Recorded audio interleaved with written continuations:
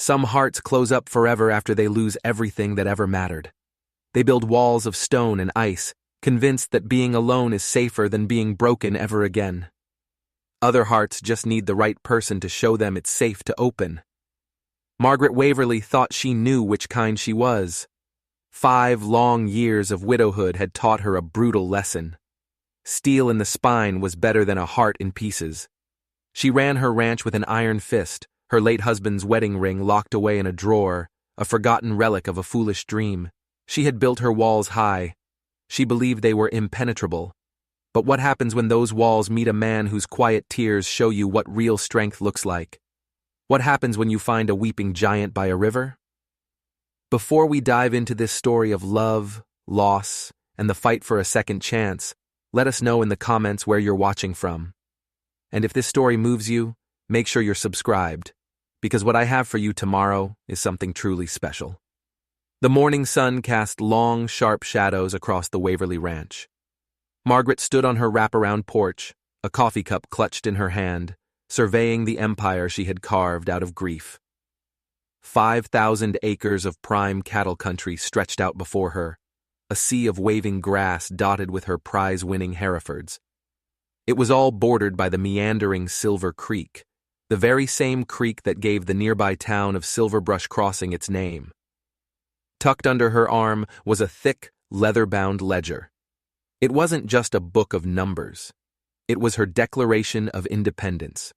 Every feed cost, every breeding schedule, every market price was written in her precise, unwavering hand. It was proof. Proof that at 42 years old, Margaret Waverley needed no one. She commanded a kind of respect that made grown men straighten their spines and women whisper behind their gloved hands. Her dark hair, now shot through with silver at the temples, was always pulled back in a severe, practical bun that never surrendered to the prairie winds. She wore her independence like armor. The black mourning dresses were long gone, replaced by practical riding skirts and crisp blouses. But the message was the same. Do not mistake me for fragile. Morning, Mrs. Waverley. Pete Rodriguez, her foreman, tipped his hat as he approached the porch steps. He'd worked this land for 12 years, first for her husband, Thomas, and now for her. Pete was one of the few men in 3 counties who could look her in the eye without flinching. Maybe it was because he'd seen her cry exactly once, the day they buried Thomas, and had never spoken of it again. The east pasture fence needs mending, she said, her gaze still fixed on the horizon. And the bull in pen 3 is favoring his left hind leg. Have Doc Peterson take a look. Already sent word to the doc, Pete replied, pulling a worn notebook from his pocket. That new hand, Boone Maddox, spotted the limp yesterday evening. Good eye for livestock, that one. Margaret's cup froze halfway to her lips. Boone Maddox. She'd heard the name whispered around the ranch. A drifter who'd shown up 3 months ago, quiet as a shadow, looking for work. The other hands spoke of him with a strange mix of respect and unease. They said he could gentle the wildest horse with just a steady look, but he rarely spoke more than a handful of words a day. He's been staying in the old bunkhouse at the Garrett place, Pete went on, oblivious to her sudden stillness. Helps out wherever he's needed. Quiet sort, but reliable. Margaret gave a curt nod and turned toward the house. I'll be in the study. See that the men have what they need. The inside of the Waverley house was just like its mistress. Elegant, but never soft. Heavy dark wood furniture that had belonged to Thomas's family filled every room, each piece a silent testament to history and expectation. Her study, however, was all her own. Floor-to-ceiling bookshelves held volumes on cattle breeding, land management, and legal precedent. A massive oak desk, organized with military precision, dominated the room. She sat in the leather chair that had once been Thomas's and opened the ledger. But her mind wasn't on the numbers. It was on the name. Boone Maddox. In a town where everyone's business was common knowledge, a man who kept to himself was a dangerous mystery. He was either running from something or protecting something precious. A sound of carriage wheels on gravel pulled her attention to the window. Judge Hartwell. Margaret suppressed a sigh. The judge had been a persistent caller ever since her official mourning period ended, always armed with flowers and an increasingly obvious agenda. "Margaret, my dear," he boomed, sweeping into her study without an invitation. His silver mustache was waxed to perfect points, and his belly strained the buttons of his vest. "You look radiant, as always." "It does," Margaret said, remaining seated. She had no time for social pleasantries that might encourage him to stay. "What brings you out this morning, Judge?" "Can't a gentleman call on a lady without ulterior motives?" He chuckled, settling uninvited into the chair across from her. His pale eyes scanned the room as if he were already considering new wallpaper. "Though I confess, I have been thinking about our conversation last week, about the challenges a woman faces running such a large operation. Alone." Her jaw tightened. "I face no challenges that competence cannot overcome." Of course," he said, his voice taking on a syrupy, compassionate tone. "But surely you must feel the burden sometimes. A woman of your quality deserves a partner, someone to share the joys and the sorrows." "I shared them once," Margaret said quietly, her fingers tracing the edge of her ledger. "I found that sorrows, when shared, multiply." Thomas had been a good husband, by the town standards. He'd courted her properly and given her 5 years of comfortable respectability. But he'd never given her understanding. When she wanted to learn the ranch operations, he'd patted her hand and told her to focus on the home. When she'd miscarried their only child, he'd spoken of God's will while she grieved alone. It was only after his sudden death from a heart attack that she discovered the truth. He'd left behind a mountain of debt. The beautiful, helpless wife he'd cultivated had been forced to become a ruthless businesswoman overnight, or lose everything. The transformation had been born of necessity, but it had revealed a strength she never knew she possessed. "Thomas was a good man," Judge Hartwell said carefully. "But you've worked miracles here. Surely you're ready for a different kind of life now. A life of less burden and more pleasure." Margaret stood so abruptly, her chair scraped the floor. "I find great pleasure in competence, Judge, and I've discovered the only burden heavier than responsibility is dependence." She moved toward the door, her dismissal clear. "Good day, Judge." After his carriage rumbled away, she walked through the house, a restless energy coursing through her. In the bedroom, she opened a dresser drawer and pulled out a small velvet box, her wedding ring. She held it up to the light, tracing the inscription inside. "With all my love, T.W." She'd been so young, so certain that love was about safety, about having someone else make the hard decisions. She'd learned too late that love without understanding was just another kind of prison. She snapped the box shut and put it away. Some doors, once closed, should stay that way. Evening brought a restlessness that bookkeeping couldn't cure. She saddled her favorite mare, Duchess, and rode out along the property lines. It was a ritual that soothed her, checking fences, counting cattle, reassuring herself that everything was under her control. She guided Duchess along the path that followed Silver Creek. This was her favorite time of day, when the world went quiet and she could be alone with the land she'd fought so hard to keep. As they rounded a bend, Duchess suddenly shied, her ears pricked in alarm. Margaret's heart lurched. There, by the water's edge, a figure was kneeling. A man. His broad shoulders were shaking with unmistakable grief. Time stood still. The man was massive, with a back that spoke of years of hard labor. His hat lay on the grass beside him, revealing a shock of dark hair. But it was the raw vulnerability in his posture that stole her breath. Her mind screamed at her to turn back, to give this stranger his privacy and ride home to her safe, orderly world. But her heart did something else entirely. She found herself dismounting, her boots silent on the soft earth, as she walked toward the grieving giant by the river. This was how the walls began to crumble, not with a cannon blast, but with a single, quiet choice to stay when everything sensible told you to run. Margaret's footsteps were silent as she approached. Up close, the man's grief was a physical thing, a storm contained in a human body. His shoulders shook with silent, racking sobs. His hands were clutched around a small, worn leather Bible, its pages stained with tears, both old and new. "I'm sorry," she said quietly, stopping a respectful distance away. "I didn't mean to intrude." The man's head jerked up. His face was a ruin of devastation. Dark, red-rimmed eyes met hers, and she saw him struggle to pull himself together, to put on the stoic mask the world demanded of men. His jaw was strong and square, shadowed with a few days' growth of beard, but there was a gentleness in his features that seemed at odds with his imposing size. "Ma'am," he rasped, his voice rough. He started to rise.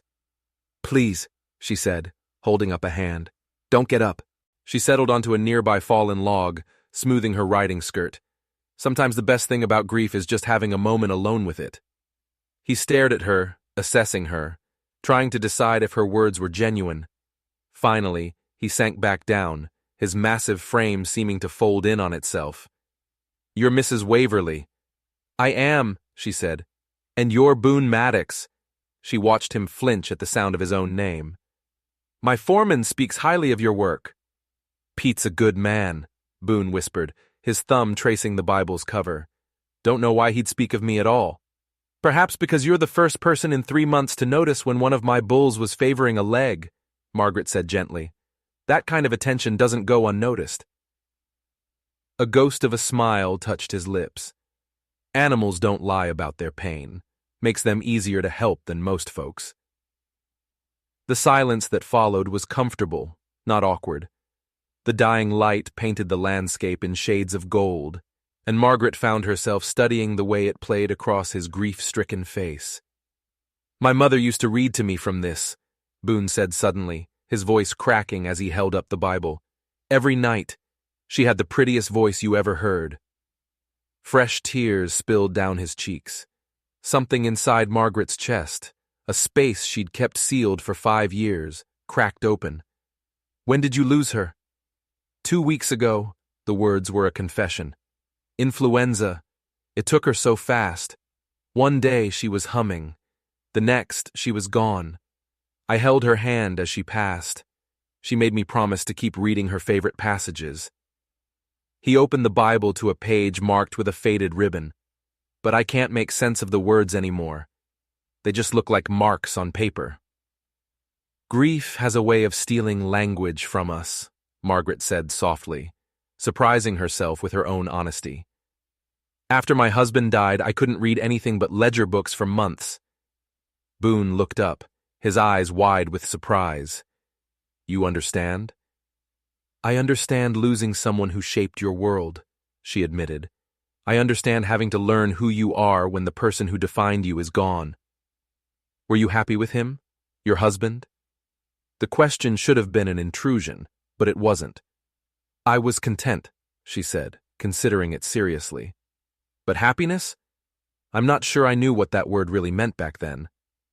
"My mother was happy," Boone said, his voice growing stronger. "Even when we lost the farm, she found joy in small things. A wild flower, a letter from a friend, the way the light looked on water." He gestured to the creek. "She would have loved this spot." "What was her name?" "Sarah Maddox. She used to say that some people are born knowing who they're meant to be, and others have to be loved into becoming themselves." The words struck Margaret like a physical blow. She'd spent 5 years becoming harder, stronger, more independent. But what if she'd been moving in the wrong direction entirely? "Tell me about her," Margaret found herself saying. For the next hour, as darkness fell and the first stars pricked the velvet sky, Boone spoke of his mother.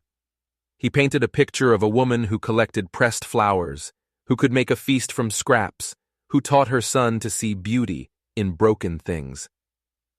"She never remarried after my father died," Boone said, tucking the Bible back into his jacket. "Said she'd had her great love, but even after I made my mistakes, even when I thought I'd ruined any chance at a decent life, she'd tell me that God wasn't finished with my story yet." "What mistakes?" The question slipped out. Boone's entire body went tense. "Things better left buried," he said quietly, his eyes suddenly guarded. She had reached a wall, but the fact that he carried his pain so openly only made her trust him more. "I should head back," she said, rising from the log. "But Boone, your mother sounds like she was a remarkable woman." She was.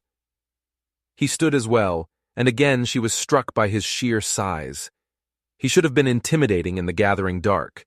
Instead, she felt safer than she had in years. "This spot," Margaret said, gesturing to the pool. "It's on my land, but feel free to come here when you need to remember her. Sometimes grief needs a proper place to rest." He stared at her, his expression unreadable. "Why would you do that? You don't know me. I know you're grieving. I know you loved your mother. I know you're gentle with hurt animals and respectful to women you meet in the dark." She moved toward her horse. "Sometimes that's enough to know." As she mounted Duchess, his voice followed her. "Mrs. Waverly, thank you for not treating my grief like something shameful." She turned in the saddle. "Grief isn't shameful, Mr. Maddox. It's just proof we're capable of loving something more than ourselves." That night, she stood before Thomas's portrait. For the first time, she wondered if he would have approved of the cold, competent woman she had become. With a decisive move, she turned the portrait to face the wall. Boone's mother's words echoed in her mind. Some people have to be loved into becoming themselves. She was beginning to suspect she'd spent 5 years becoming the wrong version of herself entirely, and that a weeping giant by a river might be the only person who could help her find the right one. 3 days passed. Margaret told herself she was checking fence lines, inspecting for erosion, all perfectly legitimate ranch business. The fact that her heart hammered in her chest as she approached the river bend was, of course, purely coincidental. He wasn't there. A sharp pang of disappointment hit her. She lingered by the water's edge, the faint impression of where he'd knelt still visible in the grass. "Didn't think you'd come back." She spun around. Boone stood at the edge of the trees, his beard trimmed, his clothes fresh. The raw devastation in his eyes had softened, but the gentleness remained. He was holding a small, exquisitely carved wooden horse. "I told you this place was yours to use," she said, her voice steadier than she felt. "I meant it. Most folks say things they don't mean," he said, moving closer. "But you struck me as different." "What's that?" she asked, gesturing to the carving. "Something I made for my mother," he said, his gaze dropping to the horse. "She always loved them. I finished it the day before she took sick. Never got the chance to give it to her." He held it out to Margaret. The wood was cherry, polished to a warm glow. It seemed to be in motion, every muscle defined. "Boone, this is extraordinary," she breathed. "My father taught me to work with wood," he said quietly. "Grief makes you want to create something, you know, something that wasn't there before." "I don't know," she admitted. "When my husband died, I just worked. I never thought about making something new. Maybe keeping something good from falling apart is its own kind of creating." They settled onto the log together. The silence was easy, filled with the sounds of the creek. "Would you read to me?" he asked suddenly. "From the Bible. The words still won't come together right in my head. Your voice might help them make sense." She felt a flutter of nerves, but he handed her the worn book. She opened it to the ribbon-marked page. "To everything there is a season, and a time to every purpose under heaven." She began to read, her voice soft but clear, and she felt him relax beside her as the ancient words washed over them. When she finished, he was quiet for a long time. "She marked that page when my father died," he said finally. "Said it helped her remember that even the hard seasons have a purpose. Do you believe that?" "I think maybe purpose isn't something that just exists," Margaret said thoughtfully. "Maybe it's something we create by how we respond. Your mother found purpose by raising you with love. I found purpose by learning to stand on my own." "And what season are you in now?" The question caught her off guard. She looked at the carved horse in her hand, at the man beside her, whose grief had called to something she'd buried for years. "I'm not sure," she said, "but I think it might be time to find out." Something had shifted between them. In the weeks that followed, the river bend became their sanctuary. Margaret learned about Boone's restless life, moving from one odd job to the next, never settling down. "Why don't you settle somewhere?" she asked one evening. He was quiet for a long moment.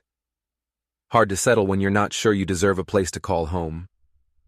"What makes you think you don't?" "Things I've done," he said, his hands clenching. "Some mistakes follow you no matter how far you run." She wanted to press him, but she knew it would only drive him away. Instead, she made a decision that shocked even herself. "I could use help at the ranch," she said carefully. "Pete's been saying we need another full-time hand. The pay is fair, and there's a bunkhouse that's been empty too long." He stared at her, hope warring with disbelief in his eyes. "Mrs. Waverly, "Margaret," she interrupted. "If you're going to work for me, you should call me Margaret." "Margaret," he tested the name. "You don't know what you're offering, what people will say." "People will say I'm a smart businesswoman who recognizes talent," she said, her heart racing. "As for those who mistake gossip for wisdom," she smiled, feeling more alive than she had in years. "Let them talk." The next morning, Boone Maddox moved to the Waverly Ranch. By noon, the whispers had started in Silverbrush Crossing. The untouchable widow had hired the mysterious drifter. "That's quite a large fellow you've taken on," Mrs. Chen, the shopkeeper, said, her eyes glittering with curiosity. "Folks say he's got a past that don't bear looking into too closely." "No," Margaret agreed pleasantly, "it's not." But as she rode home, she wondered, what could he have done? She found her answer that evening. She discovered Boone in the barn with a mare everyone called Dangerous. The animal had kicked 2 ranch hands and defied all attempts at handling, but with Boone, she was as gentle as a kitten. He stood beside her, one massive hand on her neck, speaking in a low, soothing murmur. "How did you do that?" Margaret asked from the doorway. Boone looked up. "She wasn't mean," he said. "She was scared. Someone hurt her badly, and she learned to hurt back before anyone could hurt her again. You just have to show her you're not going to harm her. Show her she can trust again." The parallel hung in the air between them, sharp and clear. "Is that how you see me?" she asked softly, "as something wounded that learned to bite first?" "I see you as someone strong enough to survive whatever tried to break you." His voice was gentle. "And maybe strong enough to heal too, when you're ready." Something inside her chest fluttered to life. "What if I've forgotten how?" "Then maybe," he said, his eyes meeting hers in the lamplight, "someone who understands can help you remember." The walls around her heart didn't just crack. They began to crumble into dust. For the first time in 5 years, she wondered if she was ready to discover who she was meant to become. Margaret had worn her late husband's pocket watch every day for 5 years. It was a symbol of duty, of responsibility, of a life measured in minutes and obligations. Until the morning, she left it on her dresser. Without the constant ticking reminder against her ribs, time began to feel different. It wasn't about schedules anymore. It was about moments. Boone had been working at the ranch for 2 weeks, and his presence had changed the very rhythm of the place. The other hands, once wary, now respected his quiet competence. "That Maddox fellow has a gift," Pete confided in her. "It's as if he speaks their language." He was right. There was a meditative quality to the way Boone moved, a patience that was more powerful than force. "He's been asking about the old cabin by the north pasture," Pete continued. "Wants to know if he could fix it up. Says he's used to his own space." The cabin had been abandoned for years, a sagging ruin of neglect. "Tell him he's welcome to it," Margaret said. "If he's willing to do the work, it's his." That evening, she found herself walking toward the cabin. She found him on the porch, his shirt off in the heat, replacing rotted boards with lumber he must have bought with his own wages. There was something mesmerizing about watching him take something broken and make it whole again. "You don't waste time," she said. He looked up, wiping sweat from his forehead. "Daylight's too precious to waste." He showed her his plans for the inside. It would be simple, functional, a real home. "I thought I'd put in a proper window here," he said, pointing to a wall that faced the mountains. "A man should be able to see beauty when he wakes up." "And bookshelves," Margaret said suddenly. "You'll need shelves for books. Your mother's Bible will need company." He smiled, a rare, brilliant thing that transformed his face. "You think I'm the reading type?" "I think you're the type who appreciates good stories." She moved closer, drawn by the warmth in his eyes. "This could be a home. First real home I've had since my mother died," he said quietly. "Hard to put down roots when you're not sure you deserve to stay planted. But maybe I'm tired of running from ghosts." Before she could respond, Judge Hartwell rode up the path, his face a mask of disapproval. "Mrs. Waverly," he called as he dismounted. "We need to speak." He strode onto the porch, his pale eyes fixing on Boone with open hostility. "You can explain what you think you're doing hiring a man like this. Do you have any idea what kind of talk this is generating?" "The kind of talk that reveals more about the speakers than the subject," Margaret replied coolly. "Margaret, this man is a vagrant." The judge's voice rose. "A drifter with no history. For all you know, he could be a criminal running from the law." Margaret felt Boone tense behind her. "That's quite an accusation, Judge." "Decent men don't hide their histories, Margaret. They don't avoid honest questions about where they've been." "Perhaps he values privacy over gossip," she retorted. "You're being naive, and it's dangerous." Hartwell stepped closer, his voice dropping. "A woman in your position has responsibilities, to the community, to propriety, to your late husband's memory." The mention of Thomas hit her, but not in the way Hartwell intended. Instead of shame, she felt a surge of pure clarity. "My husband has been dead for 5 years," she said quietly. "His memory doesn't require me to live as if I died with him." "Perhaps it's time for you to go." It was Boone's voice. He stepped onto the porch beside Margaret, his full height and quiet authority making the judge seem small and fragile. Hartwell took an involuntary step back. "This isn't over," the judge sputtered, his face tight with anger as he stormed away. In the silence that followed, Margaret knew she had to ask. "Boone," she turned to him, "is there truth in what he said? Are you running from something?" He was quiet for so long she thought he wouldn't answer. Finally, he sat on the porch steps. "I made mistakes. When my mother was sick and we didn't have money for medicine, I took something that didn't belong to me." His voice was flat. "Got caught. Spent time in jail. It's been 8 years, but that kind of mark doesn't fade." Her heart both sank and soared. A thief. That was the ghost that haunted him. "What did you take?" "Medicine from a doctor's office. Left money to pay for it, not that the law cared. She died anyway, 3 days later." Margaret sat beside him, so close she could feel the warmth of his body. "How old were you?" 22. Old enough to know better. "And you've been punishing yourself for 8 years because you tried to save your mother's life?" She reached over and took his hand. "Yes, you made a mistake. But the measure of a man isn't whether he makes mistakes. It's what he does afterward. And you've spent 8 years trying to make amends. The law doesn't see it that way. If they find me, I'll go back to prison, and anyone who's helped me will be seen as an accomplice." Margaret squeezed his hand tighter, her decision made in an instant. "Then we'll have to make sure they don't find you." The words hung in the air, a declaration that changed everything. She had just offered to become a fugitive's accomplice. She was risking her reputation, her ranch, her future, and she discovered she didn't care. "Margaret," he whispered, "you don't understand what you're saying." "I understand perfectly," she said, turning to face him. "I understand you're a good man who made one desperate choice. I understand you've more than paid for it, and I understand that I am tired of letting fear dictate my life. She looked into his dark, vulnerable eyes. And I am choosing you. The letter arrived on a Tuesday, a venomous snake coiled in an envelope. Margaret watched from her kitchen window as Boone took it. She saw his entire body go rigid as he recognized the return address.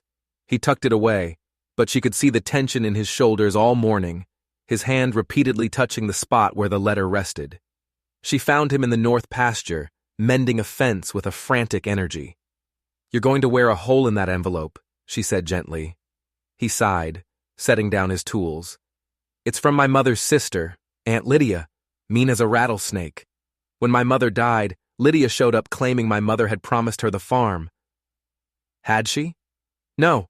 My mother left everything to me, but Lydia contested the will, claimed my criminal record proved I was unfit to inherit." He pulled the letter out, staring at the unopened envelope. "She only writes when she wants something, or when she's found a new way to make my life hell." Margaret covered his hand with hers.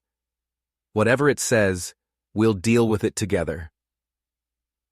The word we hung between them. Over the past month, they had become more than just employer and employee. They had become something else. Boone stared at her, then carefully tore open the envelope. As his eyes scanned the page, all the color drained from his face. His hands began to tremble. "What is it?" she asked, her own heart pounding. "She knows where I am," he whispered. "Someone told her I was working for you. She's threatening to come here, to tell everyone, to tell the law, unless I sign over the farm." A chill ran down Margaret's spine. Blackmail. "I should go," Boone said, crumpling the letter. "Pack up and be gone by morning. It's not fair to drag you into this." "Absolutely not!" Margaret's voice was sharp as glass. "You are not running anymore, Boone Maddox. Not from her, not from your past, and not from what's growing between us." The last words slipped out, raw and undeniable. He stared at her, his eyes wide with shock. "Margaret, I've watched you transform this ranch. I've seen you gentle horses no one else could handle. You think I'm going to let some bitter old woman chase away the best thing that's happened to me in 5 years? "The best thing?" he breathed. "Yes, you," she said, stepping closer. "For the first time since Thomas died, I wake up looking forward to the day instead of just enduring it. I care about you, Boone, more than is sensible, more than I ever thought I'd care about anyone again. And if you care about me too, then we face this together." "I care about you more than my next breath," he said, his voice rough with emotion. "Then that's settled." She stepped into his space, her heart hammering against her ribs. "I'm not some fragile flower, Boone. I'm a woman who has fought for everything she has, and I'm willing to fight for this." He reached out slowly, his large hand cupping her cheek with infinite gentleness. "You deserve better than a man with my kind of baggage." "I deserve a man who makes me feel alive again." She leaned into his touch. "I deserve you, if you're brave enough to let me have you." The kiss was inevitable. It was gentle and searching at first, then deepened into something else, something filled with all the unspoken words and pent-up feelings of the past months. When his arms came around her, she felt like she'd finally come home. When they broke apart, breathless, she rested her forehead against his chest. "What happens now?"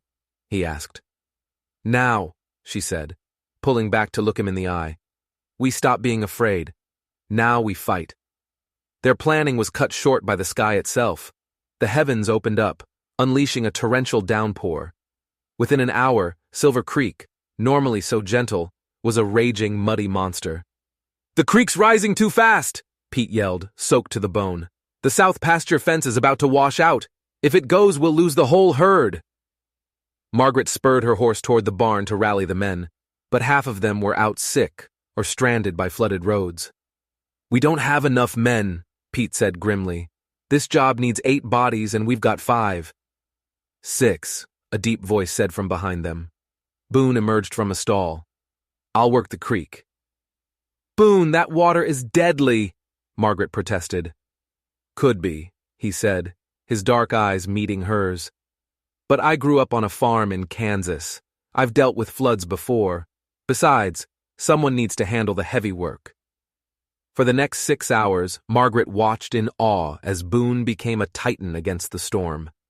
Working in chest-deep water, fighting a current that could have swept away any other man, he single-handedly anchored posts and strung wire. He was a force of nature, driven by a fierce loyalty that left everyone speechless. By late afternoon, they had saved the fence and the herd. The exhausted crew trudged back to the barn. The other men, who had once seen Boone as a quiet drifter, now looked at him with a new, profound respect. That evening, Margaret walked through the rain to his cabin, a basket of hot soup in her hands. He opened the door before she could knock, as if he'd been waiting. The small cabin was warm and cozy, a real home. Her books lined a shelf he'd built. The carved horse sat on the mantel. "Today," she said, her voice thick with emotion, "I saw who you are, Boone. You were willing to risk everything for this ranch. For me." He set down his soup bowl and knelt beside her chair, taking her hands. "Margaret, I need you to be sure, because I'm falling in love with you. And if you're not ready for that, you need to tell me now." The words hit her like lightning. Love. Not the comfortable affection she'd felt for Thomas. This was the terrifying, exhilarating, world-altering kind. "I'm sure," she whispered, her heart soaring. "I am more sure of this than anything in my life." He kissed her then, a kiss filled with all the passion and certainty they had earned. The storm raged outside, but inside the small cabin, 2 hearts found their shelter. The next morning brought a fragile peace. The storm had passed, but their own storm was just beginning.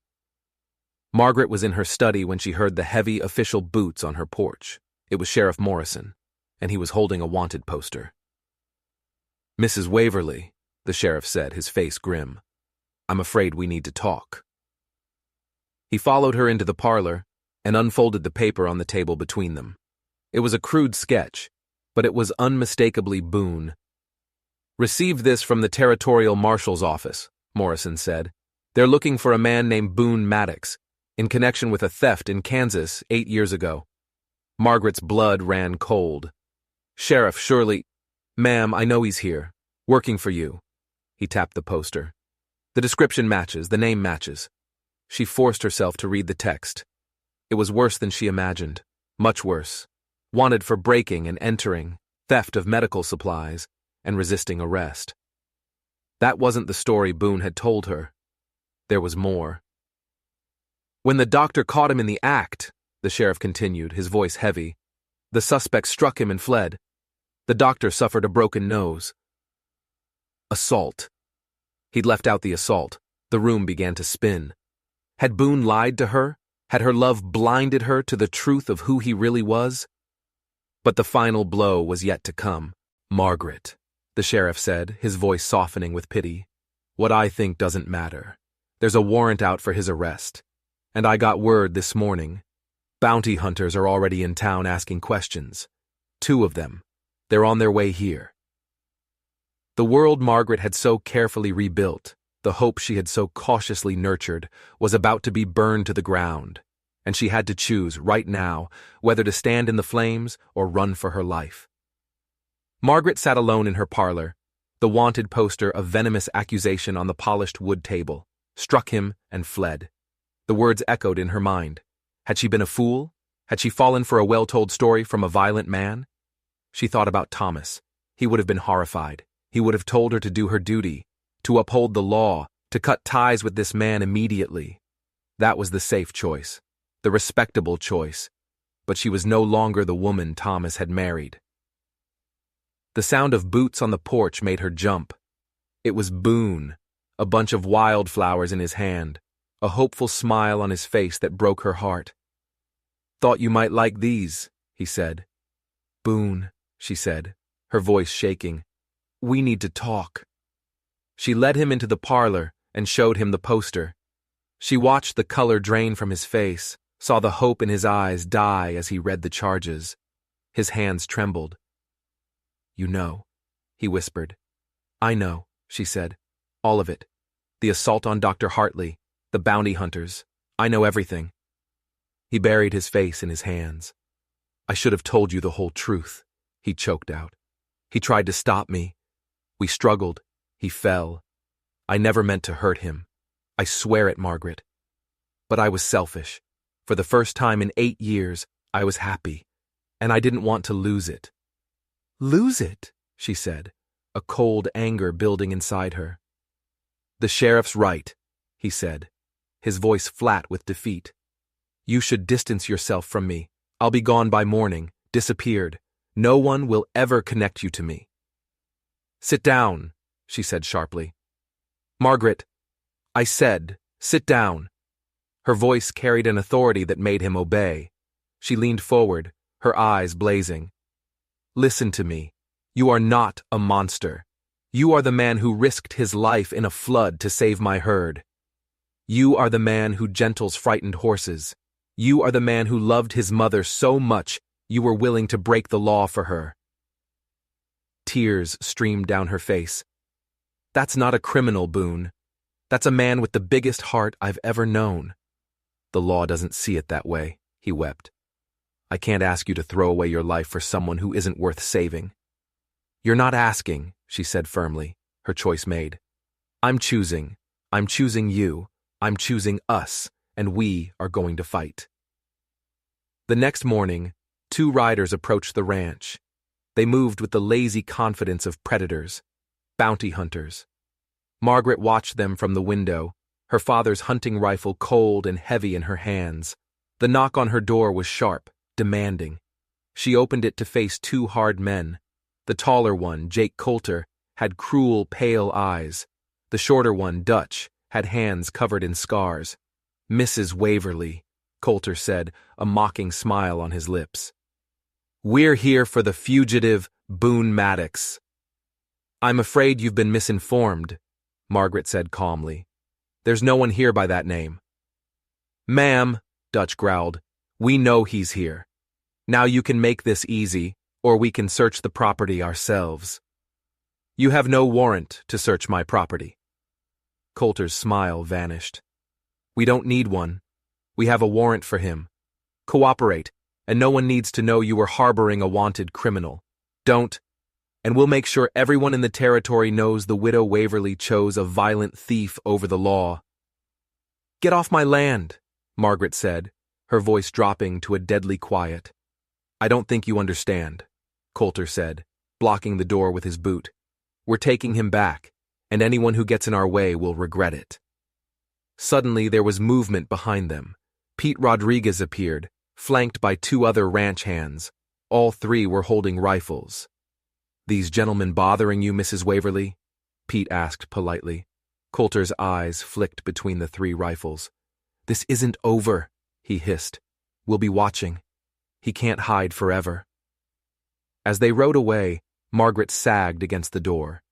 But her relief was cut short by a chilling thought. How had they found them so fast?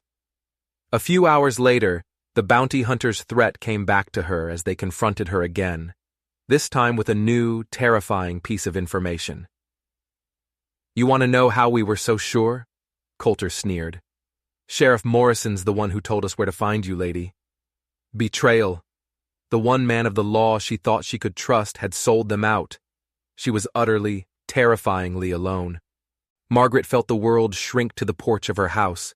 Betrayed by the law, hunted by predators. She was truly on her own, but she wasn't. Mrs. Waverly, Pete said, his voice a rock in the churning sea of her fear. I've worked for this ranch for 12 years. You think I'm going to abandon you now? He gestured to the other hands. Boone's a good man. We all know it. We stand with you. A flicker of hope ignited in her chest. She wasn't alone. She had an army. The rest of the day was a whirlwind. Margaret sent telegrams to every doctor named Hartley she could find listed in Kansas. She wrote to lawyers. She wrote to the territorial governor. She was fighting back not with just a rifle, but with everything she had. That evening, she met Boone at the now-finished cabin. It looked like a home. Their home. The bounty hunters came, she said. They know. And they said Sheriff Morrison told them where to find me. Boone's shoulders sagged. Morrison's not a bad man. He's probably just trying to end this with as little bloodshed as possible. He looked at her, his eyes full of pain. Margaret, this is my fault. These men won't stop. They don't care who gets hurt. Then we don't give them the chance. She pulled a newly arrived telegram from her pocket. Her hands shook as she handed it to him. He read it aloud, his voice trembling. Mrs. Waverly, stop. Received your inquiry about Boone Maddox. Stop. Remember incident well. Stop. Young man desperate to save mother. Stop. Never press charges personally. Stop. Will testify on his behalf. Stop. Arriving Silverbrush Crossing tomorrow. Stop. Dr. Samuel Hartley. For a moment, pure, unadulterated joy filled the air. Dr. Hartley was alive. He remembered. He was willing to help. But Boone's face fell. It won't matter to them, Margaret. They have a legal warrant and a $500 reward. They won't give that up because the victim had a change of heart. He was right. Men like Coulter and Dutch didn't operate on morality. They operated on greed. Then we make our stand, Margaret said, a steely calm settling over her. Here, all of us. We show them that some people are worth fighting for. Margaret, you can't ask people to risk their lives for me. I'm not asking, she said, touching his face. They're choosing. I'm choosing. For 5 years, I settled for survival. You taught me how to live again.